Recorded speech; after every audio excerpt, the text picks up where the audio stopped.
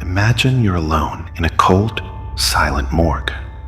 Suddenly, the door creaks open, and an ambulance driver stands there with a chilling request. 5 bodies, all waiting for you. But these aren't ordinary corpses. Their faces, twisted, their eyes, almost watching. Then you hear a whisper. Why did you open our eyes? The night clung heavily, dense with a silence so profound it was nearly tangible, like something lurking just beyond the edge of light. I, Dr. David, had been submerged in work, dissecting the body of a child who had died, so young, barely 10 years old, his life stolen by a gas leak no one had detected. In the sterile, frigid light of the autopsy room, I focused on the familiar coldness of death.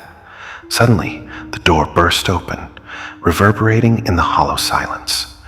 Mr. Smith stood in the threshold, the mortician's assistant, a man usually stoic, but now visibly shaken, his pale face frozen in an expression I could only call terror.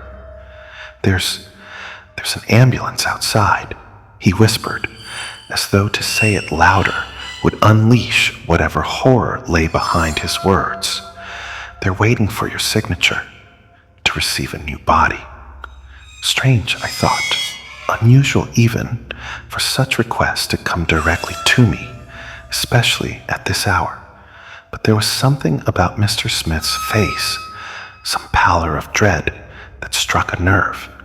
As I walked toward the entrance, the vast morgue hallway seemed to narrow, as if pressing in on me. Outside, the old ambulance idled, its lights casting eerie flashes across the walls.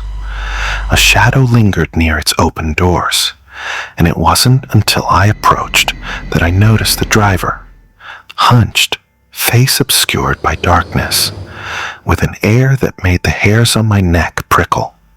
He gestured toward the back, and with a reluctance I could feel in my bones, I peered inside.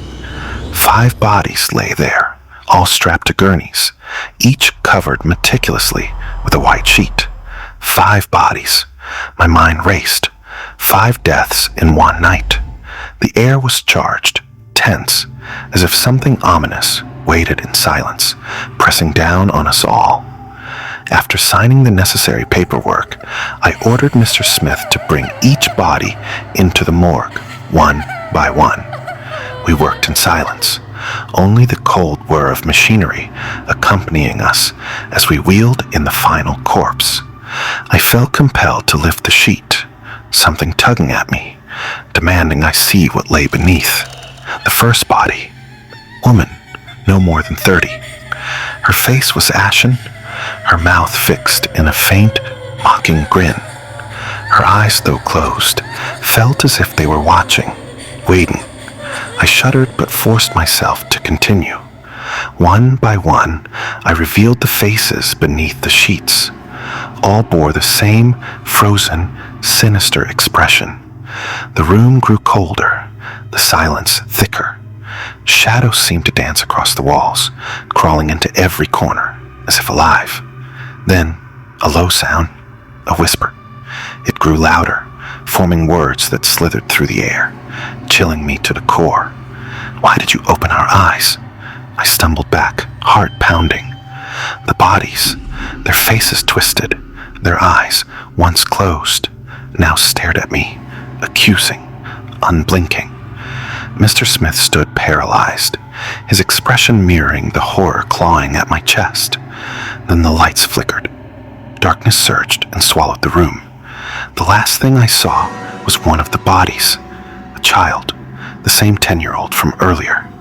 His eyes, wide open, met mine, and in them I saw a reflection, not of me, but something else entirely.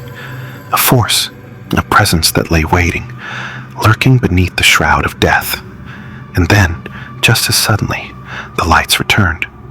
The bodies lay still, eyes closed, no sign of the horror that had just unfolded. But I knew something had crossed a boundary that night. 5 bodies had arrived at my door, But something else had come with them. Something that watched and waited.